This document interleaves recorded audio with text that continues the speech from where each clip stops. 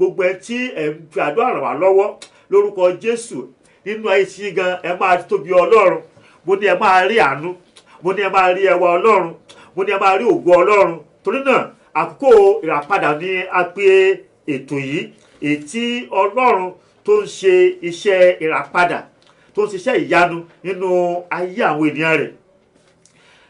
Àkókò yìí Olúwa ní pé kí n bọ́ a sọ̀rọ̀ lórí pé it is not over until you win. It is not over until you win. It is not over until you conquer. It is not over until you possess your possession. Ọmọ Ọlọ́run, ohun kan tí wọ́n ká mọ̀ ní wípé ayé tá a wà yìí ayé ogun ni. Ayé tí a wà nínú rẹ̀ yìí ayé ogun ni. Èèyàn máa ja ogun yẹn, á ja ogun yẹn, á ja ogun yẹn títí dé òpin ni. Ẹni tí kò bá ṣetán láti ja ogun, irú ẹni bẹ́ẹ̀ kò lè rí ire rẹ̀ gbà. Ẹnikẹ́ni tí kò bá ṣetán láti ja ogun, irú ẹni bẹ́ẹ̀ á máa wà ní ipò ẹ̀yìn. Ẹnikẹ́ni tí ò bá ṣetán láti ja ogun, irú ẹni bẹ́ẹ̀ kò lè rí ògo lò. Tó pé ní òní yìí, ṣáájú ọjọ́ òní nígbà tí mo wà nínú àdúrà fún prógámù yìí, Ọlọ́run sọ fún mi pé òun fẹ́ dá ògo àwọn èèyàn kan padà, òun fẹ́ dá ọlá àwọn èèyàn kan padà, òun fẹ́ tún ọ̀pọ̀pọ̀ ayé àwọn ènìyàn ṣe. Ló sọ wípé it is not over until you win. It is not over until you win. Ìyẹn ni pé ìgbé ayé ènìyàn ó jẹ́ ìgbé ayé tí ó gbọ́dọ̀ ṣetán, tó gbọ́dọ̀ gbáradì láti dojúkọ ìpèníjà. Nínú ayé tí a wà yìí, kò sí bó ṣe fẹ́ rin ìrìn àjò rẹ nínú ayé yìí ní àárín yìí tó ní dojúkọ ìpèníjà. Nígbà tí ìpèníjà bá dé, ìwọ náà wàá dojúkọ ìpèníjà yẹn. Ẹ jọ wá mú ìyá ìjàkadì, ẹ jọ múra tán pé lónìí sẹ́ èmi ni màá borí rẹ. Àní ìwọ ìjàkadì yìí èmi ni màá ṣẹ́gun rẹ. Ìwọ ìjàkadì yìí èmi ni màá wà lókè. Ohun tí ó gbọ́dọ̀ jẹ́ nǹkan tí ó wà ní òkàyà rẹ nìyẹn. Ìyẹn ni pé o ò gbọ́dọ̀ sá fún ìpèníjà. Kò sí bó ṣe fẹ́ rìn tí ò ní sí ìpèníjà. Ìpèníjà máa wá, ṣùgbọ́n ó béèrè fún agbára láti borí ìpèníjà ni. Nítorí pé ayé tá a wà yìí ayé ogun ni. Nítorí náà ní ọ̀sẹ̀ yìí, bí o ti ń bá mi lọ nínú ọ̀rọ̀ Ọlọ́run àti àdúrà tá a máa gbà yìí, mo gbàdúrà lórúkọ Jésù wàá rí ọwọ́ Ọlọ́run. Mo ní gbogbo ògo tí ọ̀tá ti gbà, gbogbo èrè rẹ tí ọ̀tá ti gbẹ́sẹ̀ lé, gbogbo ayọ̀ rẹ ètò ẹ̀kọ́ tí ọ̀ lọ́wọ́ tí ọ̀tá dènà, bí Olúwa ti ń bẹ tí ẹ̀mí ẹ̀ kò yí padà. Agbára tó ju agbára lọ, agbára tó ju agbára lọ, agbára tó ju agbára lọ, ipá tó ju ipá lọ, àṣẹ tó ju àṣẹ lọ, ní orúkọ Jésù Kristi yóò gbà ọ́ sílẹ̀. Mo ní agbára tó ju agbára lọ, àṣẹ tó ju àṣẹ lọ yóò gbà ọ́ sílẹ̀. Sórí lónìí yìí, jọ̀ọ́ bá mi share program yìí fún àwọn ènìyàn. Tó bá ṣẹlẹ̀ fún àwọn èèyàn lówó, tó ní owó láti ra aṣọ fún wọn, tó ní owó láti ra bàtà fún wọn, tó bá lè share program yìí fún àwọn ènìyàn, ǹjẹ́ o mọ̀ wípé o ti ṣe wọ́n láǹfààní ayérayé? Ǹjẹ́ o mọ̀ pé o ti ṣe wọ́n ní oore má ní gbàgbé? Nítorí náà mo rọ̀ ọ́, ìwọ náà ṣe nínú iṣẹ́ ìránṣẹ́ yìí, pín program yìí, share program yìí fún gbogbo ọkàn àwọn ènìyàn tó wà lórí kọ́ńtáàtì rẹ. Bó o ti ń ṣe bẹ́ẹ̀, mo gbàdúrà lórúkọ Jésù Kristi, ọwọ́ Ọlọ́run yóò bá ọ pàdé. As many as you share this program with, so shall your blessing be in the mighty name of Jesus. I pray, for the rest of this year, anything sorrow, anything bitterness, anything weeping shall not be your portion in the mighty name of Jesus. Whatever assignment that the enemy might have signed on your behalf, by the power of resurrection, by the power in the name of Jesus, by the power in the blood of Jesus, I cancel it in the mighty name of Jesus. Jọ̀wọ́ share program yìí tó pé lónìí iṣẹ́ agbára ńlá yóò ṣẹlẹ̀, iṣẹ́ ìyanu ńlá yóò ṣẹlẹ̀. Ọ̀run fẹ́ ṣí ilẹ̀kùn ńlá kan, ọ̀run fẹ́ rán agbára kan sọ̀kalẹ̀. Ríbù kàdáyà màsútàlíà. Mo ní ọ̀run, mi ò fi ọ̀rọ̀ sí ọ̀rọ̀ ahọ́n lásán, mi ò fi ọ̀rọ̀ yìí mi ò fi sí ọ̀rọ̀ àwàdà. Kì í pé mo fẹ́ kàn fi mú inú yín dùn. Mo sọ nípa ìfihàn Ọlọ́run, ohun tí Ọlọ́run fẹ́ ṣe, tó fẹ́ ṣe, bí ó ṣe fẹ́ rìn kọjá pẹ̀lú ọwọ́ agbára ńlá. Orí mo ń sọ nípa ẹ̀ ní ọ̀sán yìí. Mo dẹ̀ mọ̀ pé lẹ́yìn prógámù yìí, ohun gbogbo tó ti sọnù nínú ayé rẹ, nínú ayé ọkọ, nínú ayé aya, nínú ayé ọmọ rẹ, ohun gbogbo tó ti sọnù, Ọlọ́run wá ṣe àwárí ẹ̀. Ayé rẹ yóò gba ìmọ́lẹ̀. Ríbà máìkádù ayábà sútọ̀. Mo ní ayé rẹ yóò gba ìmọ́lẹ̀.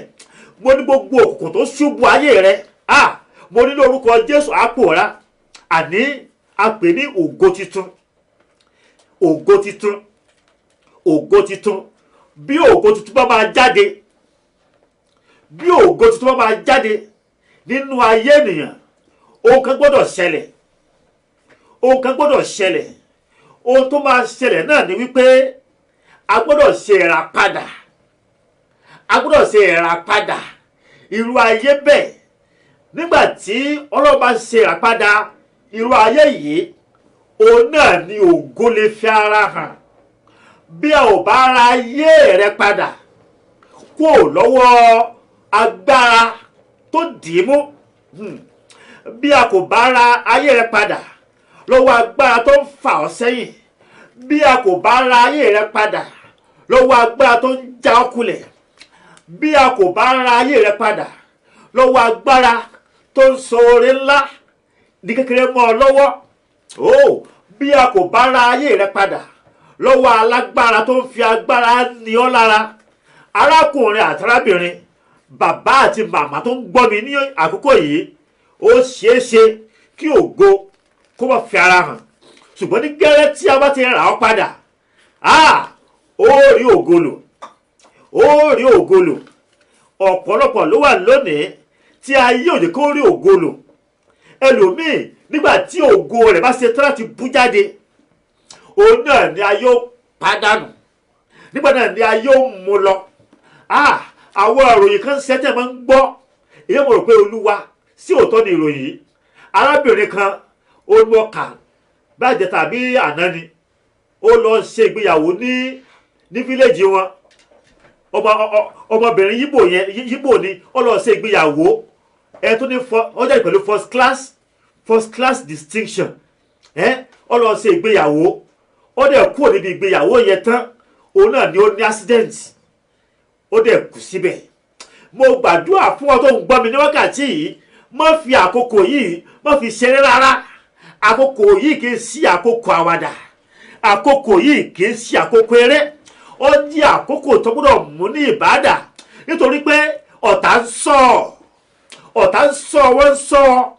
wọ́n ń sọ ìjáde rẹ, wọ́n ń sọ ìwọlé rẹ, wọ́n ń wo ìgbà tí ó rọrùn fún wọn láti ṣá ọ balẹ̀, wọ́n ń wo ìgbà tí ó rọrùn fún wọn láti já ọ bọ́. Ìgbọ́n mi gbàdúrà lónìí, bí Olúwa ti ń bẹ tí agbára ẹ̀ kò yí padà, bí Olúwa ti ń bẹ tí ẹ̀mí rẹ̀ kò yí padà, gbogbo ọ̀tá tó dúró tó ń bá ní ìbábá, tó ń bá ní ìkọ̀kọ̀ láti kọlù ọ́, láti kọlù aya rẹ, láti kọlù ọkọ rẹ, láti kọlù ọmọ rẹ, láti kọlù iṣẹ́ rẹ, ní orúkọ Jésù lónìí, ilẹ̀ tí a pè ní Àdámà ní èdè Hébérù, lórúkọ Jésù kó gbé wọn mì. Mo nílẹ̀ kó gbé wọn mì. Má fi ọ̀rọ̀ yìí, má fi jáfara rárá, má fi àkókò yìí, má fi ṣeré. Ó fẹ́ kó o múra gidigidi sí ọ̀rọ̀ ara rẹ. Mo fẹ́ kó o múra gidigidi sí ọ̀rọ̀ ara rẹ. Ó ní ìdí tí Ọlọ́run fi ń gbé ẹnìkọ̀ọ̀kan dìde fún àkókò kan. Ó ní ìdí tí Ọlọ́run fi ń rán ẹnìkọ̀ọ̀kan ní iṣẹ́ ní àkókò kan. Jẹ́ kó yí ọ pé èmi sọ fún ọ, ó sì dá mi lójú pé Olúwa rán mi ní iṣẹ́ ní àkókò yìí. Olúwa rán mi ní iṣẹ́ ní àkókò yìí.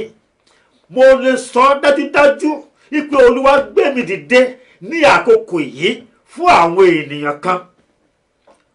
Tó o bá wà ní ara wọn, tó o bá wà nínú wọn, má jẹ́ kí àkókò tiẹ̀ yìí má jẹ́ kó fò ẹrù. Má jẹ́ kí àkókò tí ò ń gbọ́ mi yìí má jẹ́ kó fò ẹrù, nítorí pé ọwọ́ agbára Ọlọ́run yóò jáde sí ọ. Ọwọ́ ńlá Ọlọ́run yóò jáde sí ọ. Sórí gbogbo ọ̀tá tó dìde sí ọ, torí pé òkùnrin tí ó gbégbà láyé, bí Olúwa ti ń bẹ tí agbára rẹ̀ kò yí padà, gbogbo àwọn ọ̀tá yẹn lónìí láàrin òní sí ọjọ́ 7 ní orúkọ Olúwa wọ́n á kéde òbítúárì wọn. Mo ní wọ́n á kéde òbítúárì wọn. Gbogbo ọ̀tá tó dìde sí ọ,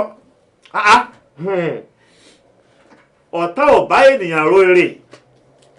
Ọ̀tá wọn à bá ènìyàn ro ire rárá. Ọ̀gbọ́n Jésù wípé ó ní olè kò wá bí kò ṣe láti jí, láti pa àti láti parun. Sorry, that is threefold mission of the enemy: to steal, to kill and to destroy. Mẹ́ta yẹn ni tágẹ́tì wọn. Torí náà ni pé má fi àkókò yìí jáfara rárá. Mo wá gbàdúrà pé ohun gbogbo tí o ti jí lọ nínú ayé rẹ, ohun tó yẹ kó fi jẹ́ ènìyàn tí ọ̀tá ti jí lọ nínú ayé rẹ, nínú ilé rẹ, nínú ayé ọmọ rẹ, gbogbo tó ti gbẹ́sẹ̀ lé, gbogbo tó ti gbà lọ, ní orúkọ Jésù Kristi ọ̀run yóò dá padà. Bá mi ká lọ sínú ìwé Ezekiel, ìwé wòlíì Ezekiel 37 láti verse 1. Ìwé wòlíì Ezekiel, níbẹ̀ ó ní Ọlọ́run ti fi ìran ńlá ó fi hàn fún wòlíì rẹ̀ nípa ohun tí òun lè ṣe àti ohun tí agbára òun tó túmọ̀ sí. Ìyẹn ni pé kò sí ayé náà bí ó ti wù kí ó rí, kò sí ayé náà bí ó ti wù kó bàjẹ́ tó, kò sí ayé náà bí ó ti wù kó burú tó, èyí tí agbára Ọlọ́run èyí tí kò ká. Nínú ẹ̀yìn ká lọ sínú ìwé Ezekiel, the book of prophet Ezekiel, chapter 37 verse 1. The book of prophet Ezekiel, 37 láti verse 1.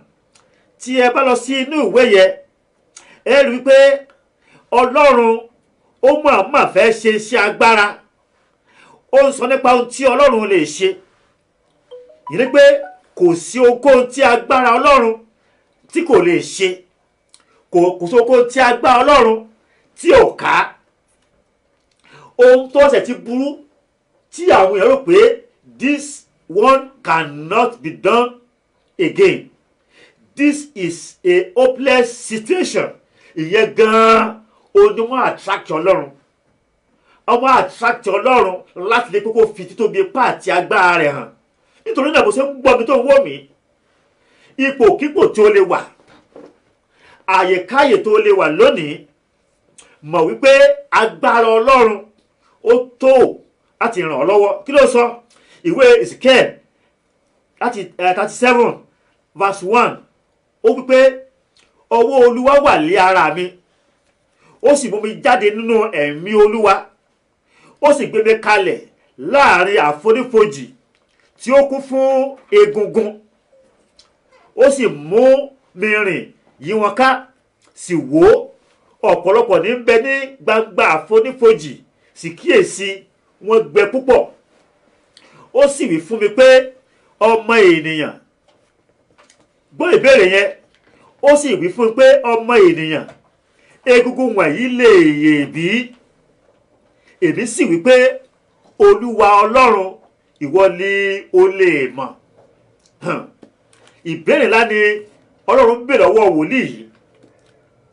Ó mú lọ sí àfonífojì níbi tí àwọn egungun òkú ènìyàn tó wà tó pọ̀ rẹpẹtẹ.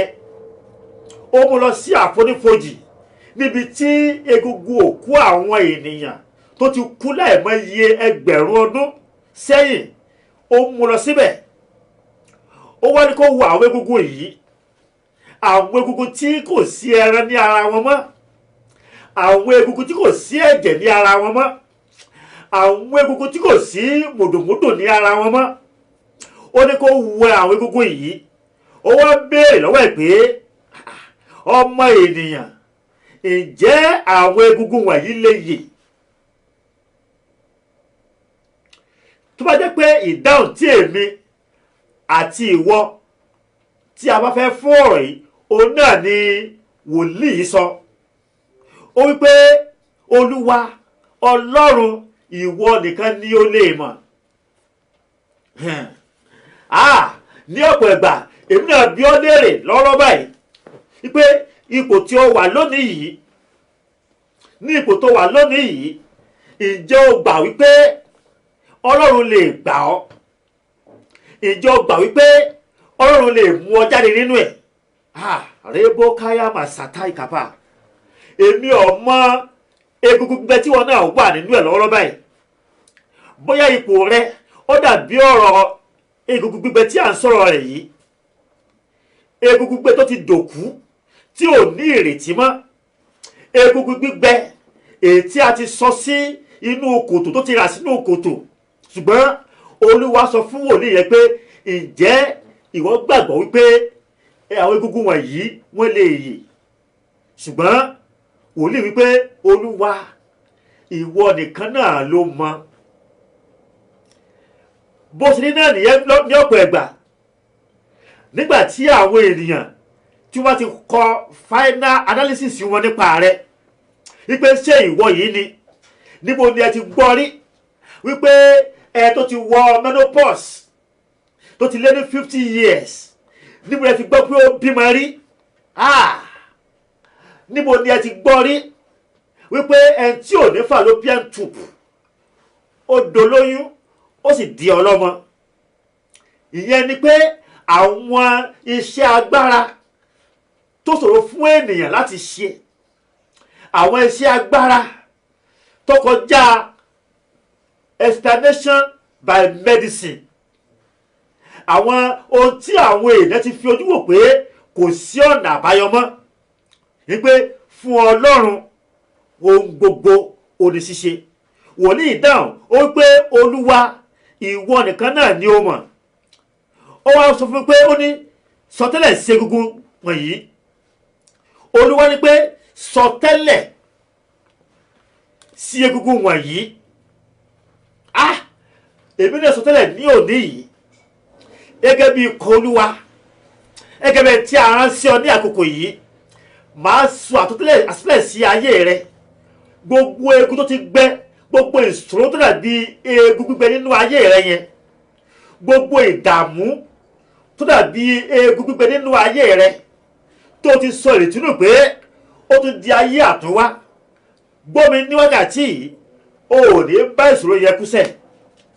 Wàá rí pé láti bí ọ̀sẹ̀ méjì sẹ́yìn ní Olúwa ti rán mi ní iṣẹ́ yìí sí ọ, wípé kó o má ṣe sọ ìrètí nù, wípé o ò gbọdọ̀ pa ara rẹ, wípé o ò gbọdọ̀ jẹ poison, wípé o ò gbọdọ̀ hang ara rẹ ní abí àkóso bó ti wù kí ó rí. Ohunkóhun yòówù kó lè máa là kọjá, o ò gbọdọ̀ gba ẹ̀mí ara rẹ. Sórí ayé tá a wà yìí, a bá ogun nínú ayé ni, ogun a bá nínú ayé ni, a ó fi ogun sílẹ̀ nínú ayé ni. Ìwọ ló múra, ọjà ìjàkadì, ọjà ìjà ti ẹ̀mí, wípé àníwò ogun ìṣẹ́ tó rọ̀ mọ́ mi yìí, o ò ní pa mí, ìwọ ogun yìí ò ní gbẹ̀mí mi, èmi ni ó borí rẹ, èmi ni ó borí rẹ. Ó máa sọ lẹ́nu, ó sì máa gbégbèsè rẹ. Bó o ṣe ń gbégbèsè yẹn, bó o ṣe ń sọ pé ogun yìí ò ní borí rẹ, wò ó ní orúkọ Bàbá, Ọmọ àti Ẹ̀mí Mímọ́, mo ní ogun yẹn kò ní borí rẹ, ogun yẹn kò ní borí rẹ. Mo ní àìsàn yìí ò ní pa ọ́. Gbogbo tí ọ̀tá gbìn sínú omi ara rẹ, gbogbo tẹ́ ń gbìn sínú ẹ̀jẹ̀ rẹ, tẹ́ ń gbìn sínú ayé ọmọ rẹ, tẹ́ ń gbìn sínú ayé ọkọ rẹ, gbogbo tí ń gba omijé ní ojú rẹ, gbogbo tí ń pa ọ́ lẹ́kún, gbogbo tí ń dà ọ́ láàmú, ìwọ tí ò lè sùn lóru tó bá ti dijú báyìí ọ máa rí àwọn egúngún, ọ máa rí àwọn kan tí ò dára, ọ máa lé ọ káàkiri. Ní òní níṣẹ́ bí Olúwa ti ń bẹ tí ẹ̀rọ kò yí padà, gbogbo ogun tó dàbí ogun gbígbẹ nínú ayé rẹ tó rò kó sọ́nà àbáyọ ẹ, ní orúkọ Jésù Olúwa mú ọ jáde. Mo ní Olúwa mú ọ jáde, mo ní Olúwa mú ọ jáde, mo ní Olúwa mú ọ jáde, mo ní Olúwa mú ọ jáde, mo ní Olúwa mú ọ jáde. Ó ti rí bẹ́ẹ̀. Olúwa sọ fún wòlíì, ó ní pé kó sọ àsọtẹ́lẹ̀ ní ẹsẹ̀ ìkẹrin. Ó tún wí fún mi pé sọtẹ́lẹ̀ sórí egungun wọ̀nyí, sì fún wọn pé ẹ̀yin egungun gbígbẹ, ẹ gbọ́ ọ̀rọ̀ Olúwa. Báyìí ni Olúwa Ọlọ́run wí fún egungun wọ̀nyí, kíyèsí èmi ò mú kí èmi wọ inú yín, ẹ̀yin yóò sì yè. Ó rí pé sọtẹ́lẹ̀ sẹ́ wípé egun tó ti gbẹ yìí, èmi ò mú kí èmi Olúwa kó wọ inú rẹ̀. Ẹni kan bẹ́ẹ̀ yẹn, from human understanding, from human knowledge,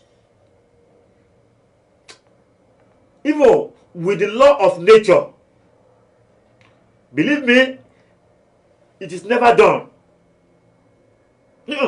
It is never done. No theory can prove it. No theory can prove it that a dried bone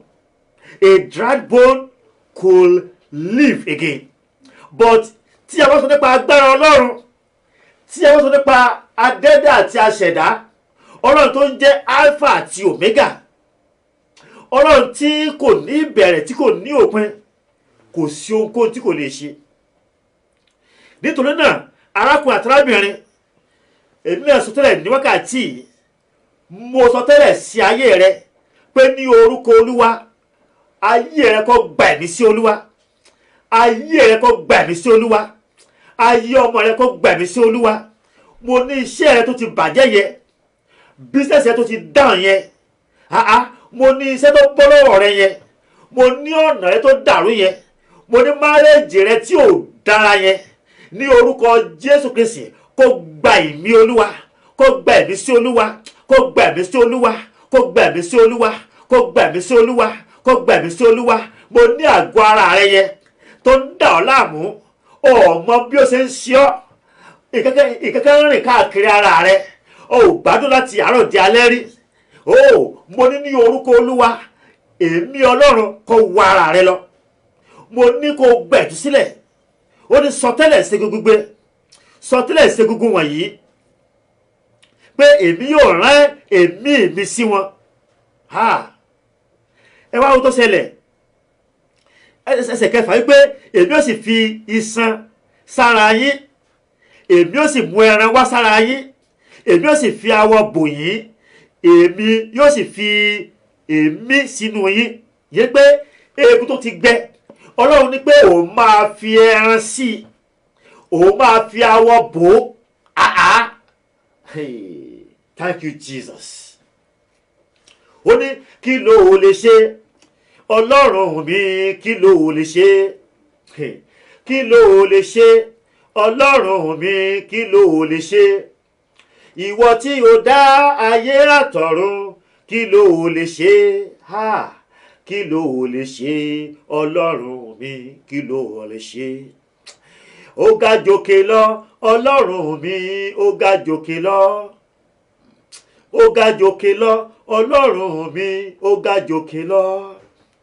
Ìwọ tí ó dá ayé àtọ̀run, ó ga jòkè lọ, ó ga jòkè lọ Ọlọ́run mi, ó ga jòkè lọ. Ìyẹn ni pé gbogbo agbára ní ayé àti ní ọ̀run ó wà ní ọwọ́ Ọlọ́run láti lè ṣe ohun gbogbo. When it comes to God, nothing can limit his power. Nothing can limit his authority. Nothing can stop him from doing what he intends to do. No darkness can stop God. No satanic forces can withstand him. That is why I want you to be rest assured as you believe in the power of our Lord Jesus Christ, that with him, all things are possible. All that he requires from you is for you to exercise your faith. Have faith in him. Don't look at what people are saying. Don't listen to what your enemies are saying to your ears. Don't listen to them. Listen to what God is saying, that with him all things are possible. Mo lè gbàdúrà pé bí o ṣe ń wò mí ní wákàtí tó sì ń gbọ́ ohùn mi, bí Olúwa ti ń bẹ tí agbára kò yí padà, iṣẹ́ agbára, iṣẹ́ ìyanu, iṣẹ́ ìdáǹdè, iṣẹ́ ìtúsílẹ̀ ní orúkọ Baba màtẹ́mọ́ kó ṣẹlẹ̀ nínú ayé rẹ. Níbi tí a kà yẹn, Ezekiel 37 from verse 1 síwájú sí ó nígbà tí mo sì wò sì kíyèsí iṣan àti ẹran ara, ó sì wá, awọ sì bò wọ́n lókè, ṣùgbọ́n èmi kò sí ní inú wọn. Ìyẹn pé nígbà tí ó rí ìran yẹn ní ojú ẹsẹ̀, òun náà ní egungun gbígbẹ yìí ó gba iṣan, egungun gbígbẹ yìí ó gba ẹran, egungun gbígbẹ yìí ó gba awọ, ohun gbogbo ó sì di odidi, ohun gbogbo ó di odidi. Mo gbàdúrà lónìí, gbogbo ibi tí ọ̀tá tà ọ́ sí, gbogbo tó láti gbà lọ nínú ayé rẹ tó fi jẹ́ odidi, tó jẹ́ ọ̀bọ̀, wọ́n ti pín ọ káàkiri, wọ́n ti pín ọ sí àríwá, wọ́n ti pín ọ sí gúúsù, wọ́n ti pín ọ sí ìlà oòrùn, wọ́n ti pín ọ sí ìwọ̀ oòrùn, wọ́n ti pín ọ káàkiri, wọ́n ti pín ọ. Mo gbàdúrà lórúkọ Jésù, agbára ọ̀run kó dá ọ padà lódidi, kó dá ọ padà, mo ní kó dá ọ padà, kó dá ọ padà. Gbogbo tó ti pín lọ nínú ara rẹ lórúkọ Jésù, agbára ọ̀run kó dá padà. Ó ní gbogbo kan wọ̀nyí ó pé sí ara gbogbo yìí, ó wá kù nǹkan. Ohun kan tó kù náà ni pé ó kù èémí, ó kù èémí. Ìwọ náà ó ti di odidi nísìnyí. Ohun tó kù sí ni pé kó sì ní o, kó gba èémí Ọlọ́run. And the only way tó fi lè gba èémí Ọlọ́run ó ní pé o láti gba Jésù Kristi ní Olúwa àti Olùgbàlà rẹ. Tó bá ti gba Jésù ní Olúwa àti Olùgbàlà rẹ, àkókò ní fún ọ láti gba Jésù Kristi ní Olúwa àti Olùgbàlà rẹ. Ó nìkan ṣoṣo ló lè fún ọ ní èémí yìí. Ó nìkan ló lè mí sí ọ tó fi di àlàyé ọkàn. Àti pé fún ìwọ gan tó ti gba Jésù ní Olúwa àti Olùgbàlà rẹ, bóyá ní ọ̀nà kan tàbí òmíràn ó ti padà sẹ́yìn, ó ti di asáko, ó ń pè ọ́ wípé ọmọ padà wá sílé, ó ń pè ọ́ wípé kó o padà sínú ìfẹ́ òwúrọ̀ èyí tí òun fi fi ọ. Nípasẹ̀ eléyìí, òun náà ní ìmísí Ọlọ́run láti òkè wá á sọ̀kalẹ̀ sínú ayé rẹ. Mo ní ìmísí Olúwa á sọ̀kalẹ̀ sínú ayé rẹ. Jésù pé èmi ní ọ̀nà, òtítọ́ àti ìyè. Ó pé èmi, òun Jésù Kristi, ó ní ọ̀nà, òtítọ́ àti ìyè. Ẹnikẹ́ni kò lè wá sí ọ̀dọ̀ Baba bí kò ṣe nípasẹ̀ mi. Má jẹ́ kí n pa ọ́ tàn ẹ́ jẹ. Wò ó, o lè máa sọ pé ṣe bí àwọn èèyàn ń gbàdúrà, wọ́n ń gbàdúrà ní ọ̀nà mìíràn tí wọ́n ń rí ìyanu. Jẹ́ kí n sọ fún ọ pé ìkẹ́kẹ́ wà tí a ń pè ní universal grace. Universal grace.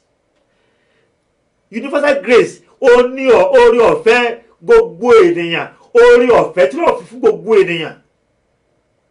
Ipe òkè o, Ọlọ́run dá aráyé, ó dá ènìyàn, ó dá ọkùnrin, ó dá ohun gbogbo sínú rẹ̀. Gbogbo ènìyàn ló ní àǹfààní láti máa gba òòrùn sára. Gbogbo ènìyàn ló ní àǹfààní láti máa gba atẹ́gùn sára. Bí òjò bá rọ̀ àti orí ilé ẹni rere àti orí ilé ẹni búburú, ó ní òjò rọ̀ lé lórí. That is universal grace.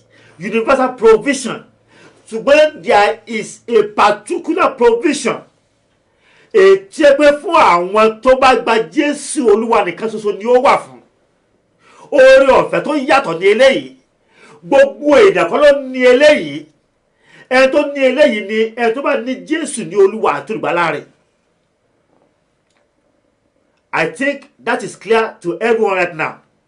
So ẹ lè pẹ́ ká gba Jésù, ìtàbà tí wọ́n gba Jésù, tábà tí gba Jésù, a ò ní rí nǹkan báyìí. Bẹ́ẹ̀ ni, nítorí pé ọwọ́ rẹ̀ ó ní ẹ̀kún ire wà, ọwọ́ rẹ̀ ó ní ẹ̀kún ayọ̀ wà. Mo dẹ̀ wá gbàdúrà bó o ti ń pinnu ní ọkàn rẹ lọ́wọ́lọ́wọ́ báyìí láti fi ayé rẹ fún Jésù Kristi. Mo wí pé lórúkọ Jésù wàá rí ọwọ́ Ọlọ́run. Mo ní wàá rí ọwọ́ Ọlọ́run. Gbogbo egun gbígbẹ tó ti gbẹ nínú ayé rẹ, ohun tí àwọn èsì rò pé kò lè ṣeé ṣe, tẹ́ ń fẹ́ sí yẹn lé lórí, o ti náwó, o ti lọ káàkiri gbogbo àgbáyé, síbẹ̀síbẹ̀ kò sí ọ̀nà àbáyọ. Wò ó lónìí, nǹkan kan máa ṣẹlẹ̀. Ní tí ó ṣẹlẹ̀ yẹn, màá jẹ́ kó o gbọ́. Ohun tí wàá ṣe, nǹkan méjì náà ni wàá mú jáde, nǹkan méjì. Number one ni pé wá omi tí wàá wá yẹn kìí ṣe omi tó lọ́ra. Gbélé yìí o, omi tí tó wà kìí ṣe omi bottle water tó lọ́ra nínú ṣọ́ọ̀bù o. Omi ẹnu ẹ̀rọ, omi tí wàá sí táàpù ẹ̀ báyìí, tí wàá sí omi ẹ̀rọ ẹ̀yìn o ní kó wá omi yẹn. Number one nìyẹn. Number two, tí o bá ní mántù bí handkerchief bèlè ọ̀ tó jẹ́ bá jẹ́ pé obìnrin ni ọ tó ní iná pè ní ìborùn kó fi sẹ́gbẹ̀ẹ́ rẹ̀. Nǹkan méjì yẹn Ọlọ́run máa lò fún ẹ lónìí. Bí Olúwa ti ń bẹ tí agbára ẹ kò yí padà, bí Olúwa ti ń bẹ tí ẹ̀mí rẹ kò yí padà, wàá rí ọwọ́ Ọlọ́run. Mo ní wàá rí ọwọ́ Ọlọ́run. Kí n tó wá sórí ìyẹn torí àkókò wa, ó fẹ́ ká gba àdúrà kan tí Ọlọ́run fi sí mi ní ẹnu láti gbà fún gbogbo ènìyàn. Mi ò dẹ̀ fẹ́ ti jẹ̀bi lórí àdúrà yìí. Sórí àwọn kan bẹ tí wọ́n ń ṣíwájú rẹ lọ sọ́dọ̀ olóore láti bà ọ́ jẹ́. Àwọn tó fẹ́ ṣe ọ́ láàánú, àwọn tó fẹ́ ṣe ọ́ lóore, àwọn kan súré lọ síwájú, wọ́n lọ ń bà ọ́ jẹ́. Wò ó gbàdúrà, o láti gbàdúrà yìí dáadáa. O fẹ́ kó gbàdúrà. Sórí ilé tó kù nínú ọdún yìí, ire ni wàá fi rí. Ilé tó kù nínú ọdún yìí, ìpọ́njú ó di èèwọ̀ nínú ayé rẹ, àìní ó di èèwọ̀ nínú ayé rẹ. Gbogbo ọ̀nà tó ti dí lórúkọ Olúwa, Ọlọ́run máa la ọ̀nà yẹn. Ẹ tó ń sáré gba ọ̀dọ̀ olóore rẹ lọ, tó lọ ń bà ọ́ jẹ́ lọ́dọ̀ olóore rẹ, ọ̀run yóò dá lẹ́jọ́, ọ̀run máa gbá lẹ́nu, ẹnu ẹ̀ máa wọ́ ẹ tí ló ń fẹjọ́ rẹ sùn tó lọ ń bà ọ́ jẹ́ lọ́dọ̀ olóore yẹn, ẹnu ẹ̀ ó máa wọ́ dànù. Torí pé ayé tá a wà yìí, Ọlọ́run ò dá ènìyàn pé kó dá ayé gbé rárá. We have to depend on one another. You see, ẹnìkan lọ́wọ́ máa lò fún ènìyàn. Àwọn mìíràn tó ti dìde, wọn àfẹ́kẹ́lẹ̀ mi ò dìde.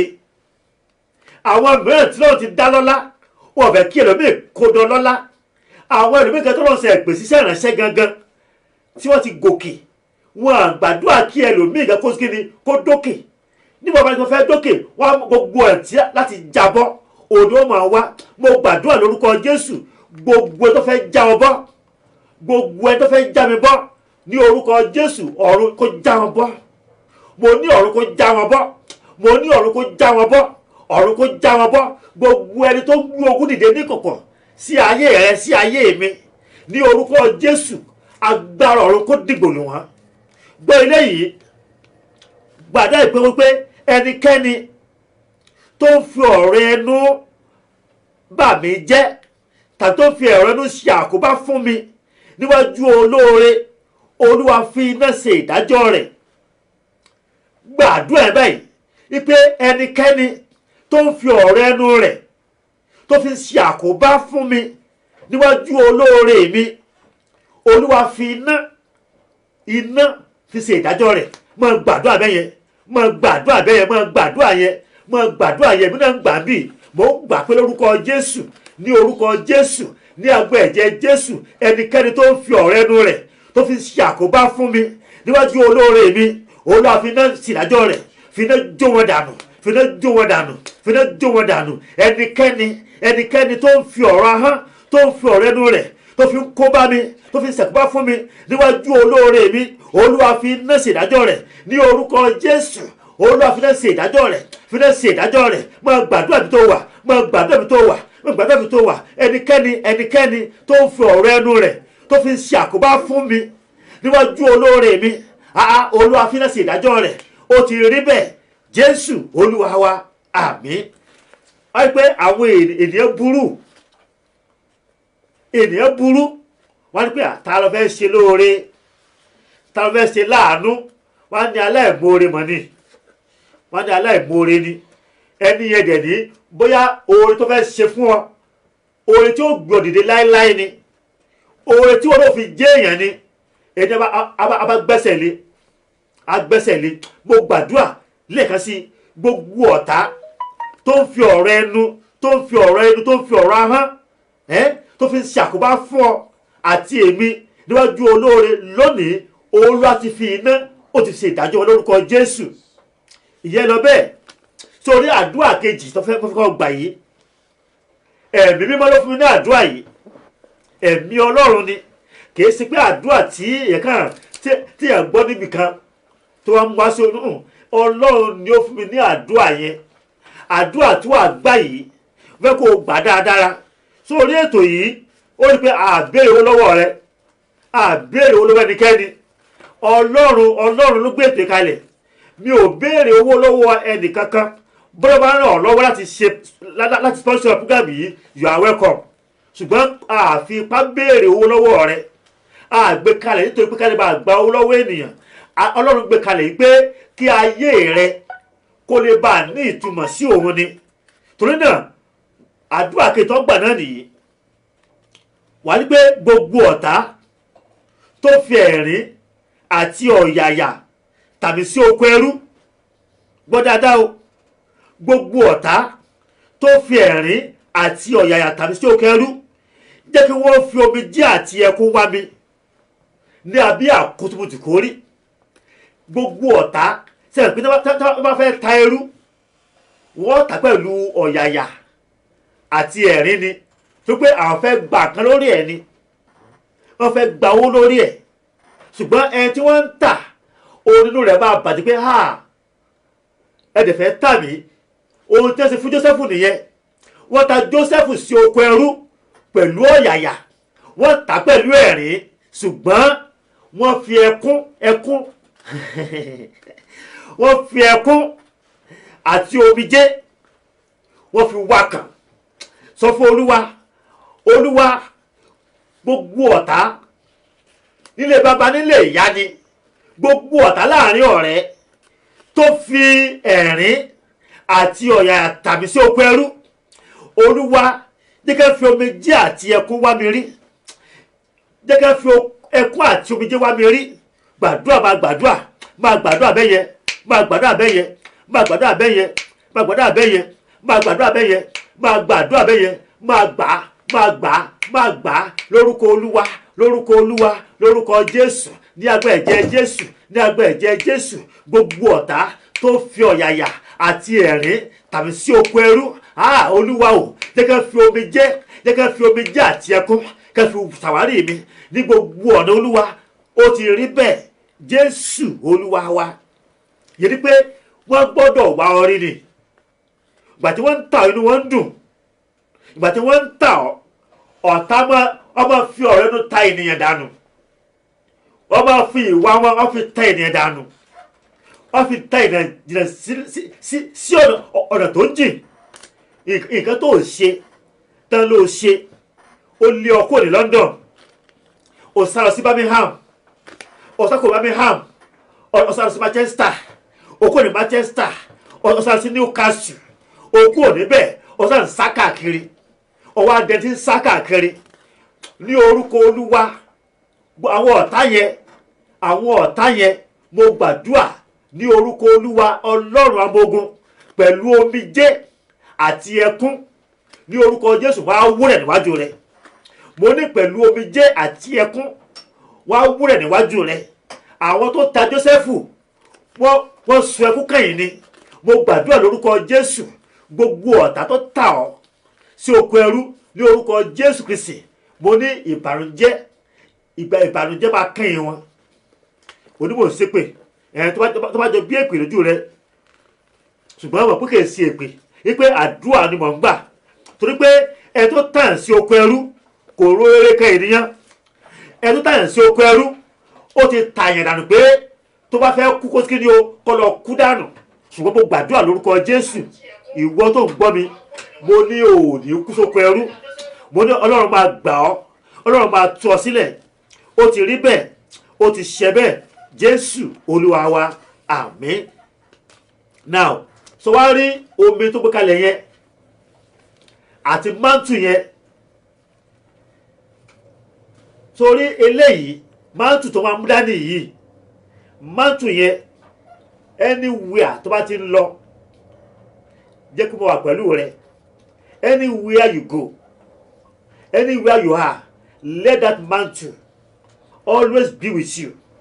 If you have an handkerchief, place it down, whatever you can place it on. Sórí tébù ni gbé sórí tébù kó lè jẹ́ kí omi ẹnu ẹ̀rọ omi ẹnu tap ó ní kó gbé kìí ṣe omi tó lọ́ra ní kìí ṣe bottle water kìí ṣe omi bottle water omi tó jáde láti ẹnu ẹ̀rọ tó sàn jáde omi tó sàn jáde mo fẹ́ gbàdúrà sí ṣùgbọ́n kí n tó gbàdúrà yìí àdúrà yìí la máa gbà láti fi kẹ́yìn ètò yìí Olúwa rán iṣẹ́ sí orílẹ̀ Nàìjíríà gbogbo àwa tá a jẹ́ orílẹ̀ Nàìjíríà ẹ gbọ́ ilé yìí dáradára ẹ gbọ́ ilé yìí dáradára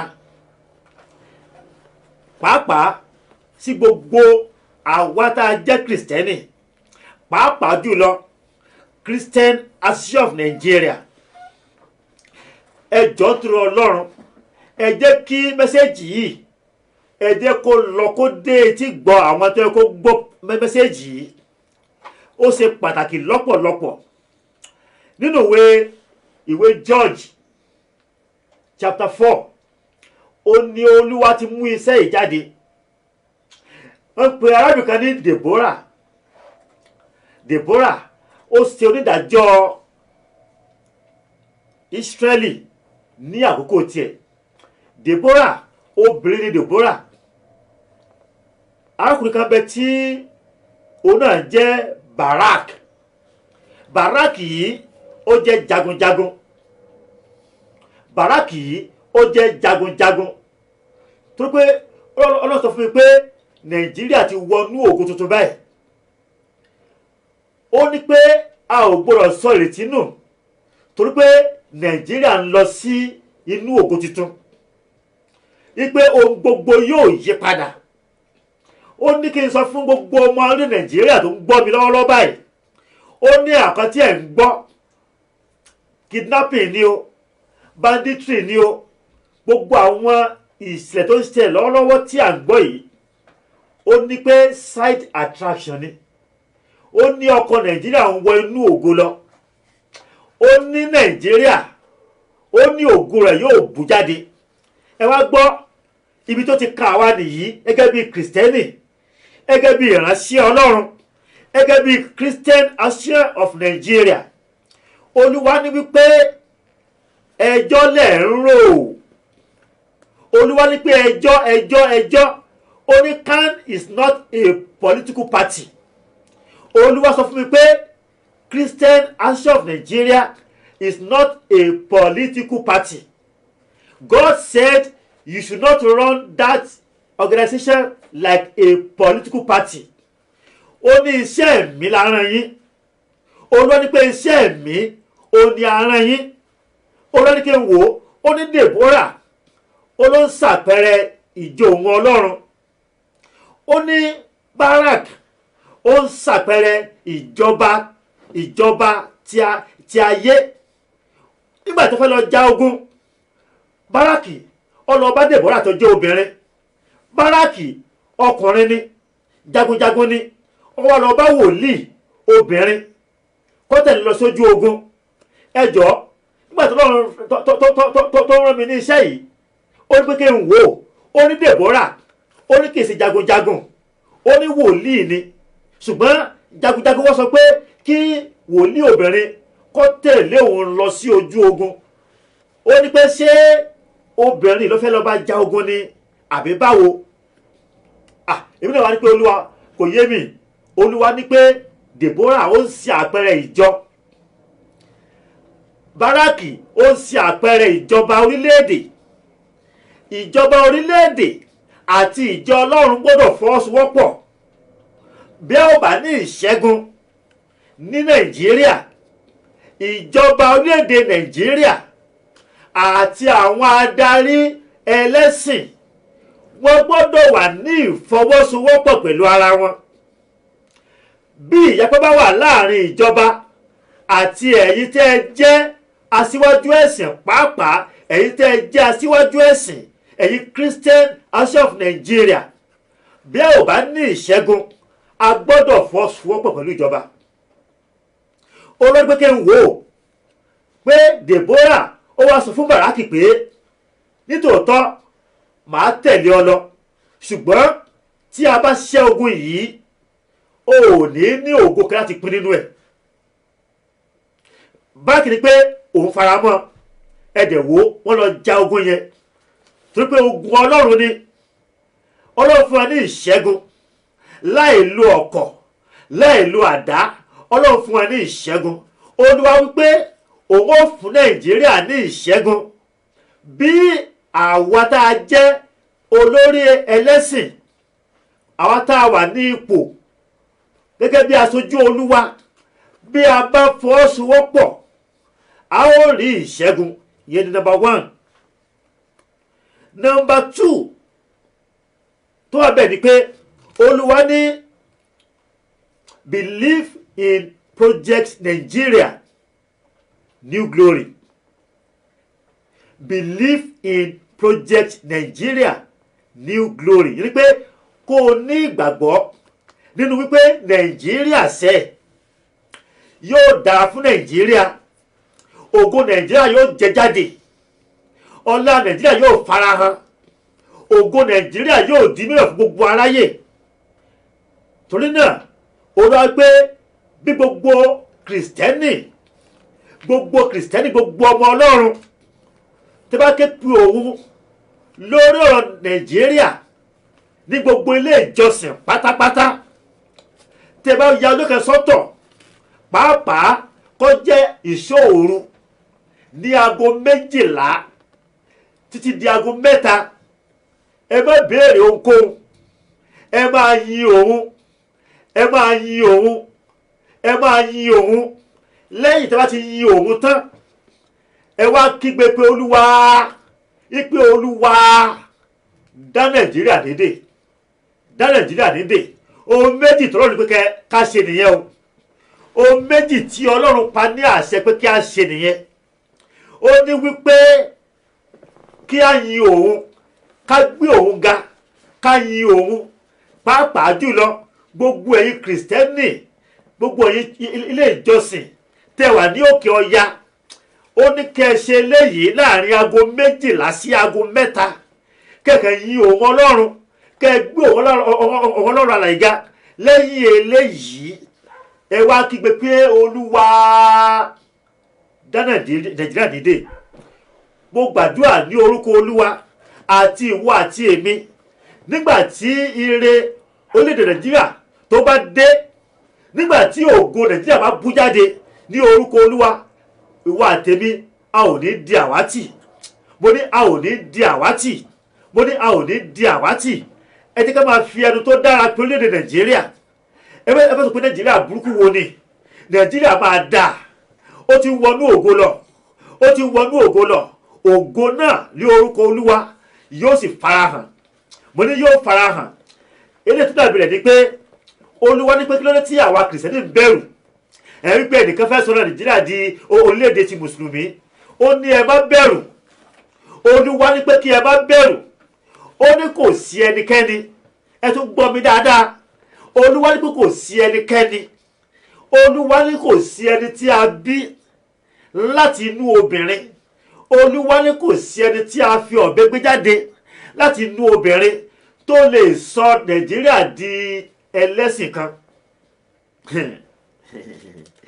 oore bó ṣe tẹ́lẹ̀ à mo wí tèmi o ọ̀run mi mọ́ mo dẹ̀ gbàdúrà pé ní orúkọ Olúwa Ọlọ́run ọmọ ogun Nàìjíríà lórúkọ Jésù Kristi mo ní ògo rẹ yóò di mímọ̀ mo ní ògo rẹ yóò bú jáde ó ti rí bẹ́ẹ̀ ní orúkọ Jésù ó ti ṣẹ bẹ́ẹ̀ believe in Project Nigeria New Glory believe in Project Nigeria New Glory God bless you now mo rò pé omi yẹn odò àtòsí àti mantu so ní mantu yìí ọlọ́bi iṣẹ́ ni o ọ̀fẹ́ sùn ni o gbogbo omi tó bá ti wà jẹ́ kí mantu yìí jẹ́ kó máa wà ní ara rẹ jẹ́ kó máa wà ní ọ̀dọ̀ rẹ wò gbogbo ọfà tí ọ̀tá bá ta lórúkọ Jésù kò ní ràn ọ́ ọfà yóò ní bá ọ ọfà òkùnkùn kò ní bá ọ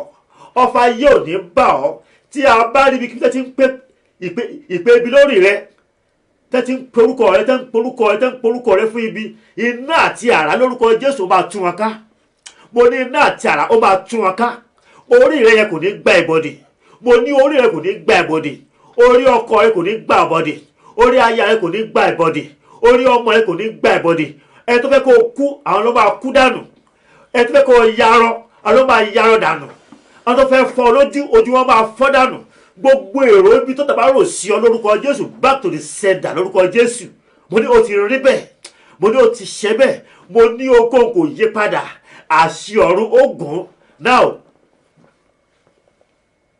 mo fẹ́ pray sí orí máa ń tó àtúnmí yẹn. You are the Lord, let your name be glorified.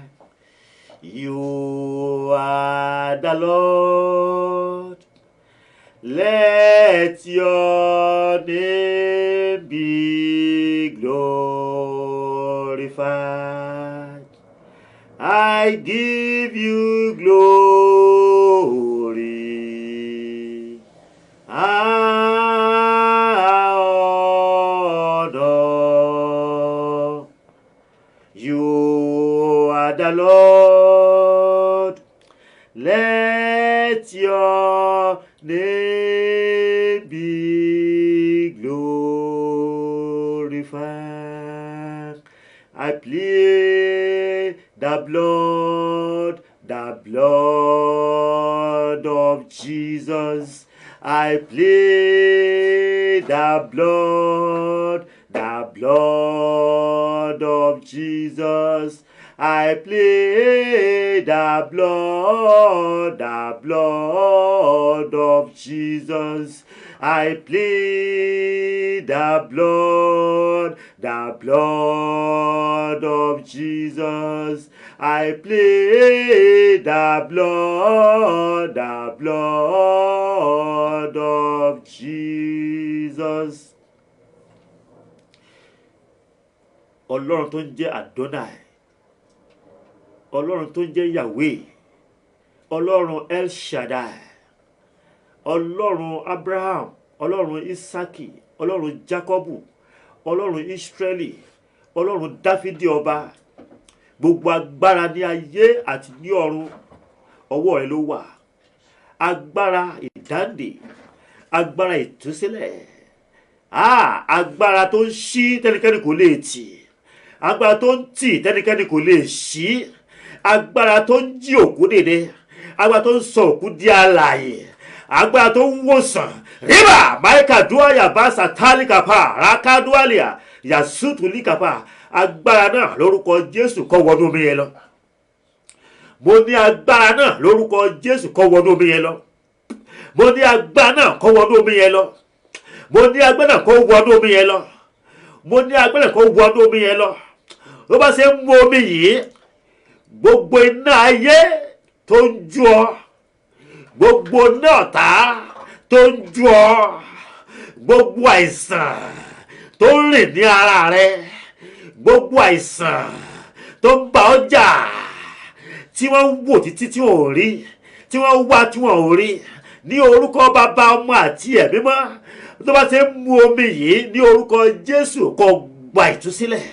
Mo ní kó gba ìtúsílẹ̀, mo ní kó gba ìtúsílẹ̀ ní orúkọ Jésù, mo ní kó gba ìtúsílẹ̀, mo ní kó gba ìtúsílẹ̀. Gbogbo ìdòkòkò lórúkọ Jésù nínú ayé rẹ kó já dànù. Ìwọ tí ilé rẹ ń dẹ̀rù bà, tó ń gbọ́ ìró ẹsẹ̀, o máa ń gbé ìró ẹsẹ̀, o máa ń gbé ìró ẹsẹ̀, o sì ní rí ẹnikẹ́ni tó rìn tó bá ti ń fi omi ìwẹ̀ inú ilé rẹ. Gbogbo àwọn ẹ̀mí tó ń bá ọ sùn, tó ń bá ọ jí, tó ò lè fi ojú rí, ní orúkọ Jésù, omi yìí kó di iná, kó jó ọrùn dànù. Mo ní omi yìí kó di iná, kó jó ọrùn dànù. Mo ní omi kó di ẹ̀jẹ̀ Jésù, kó run wọ́n dànù.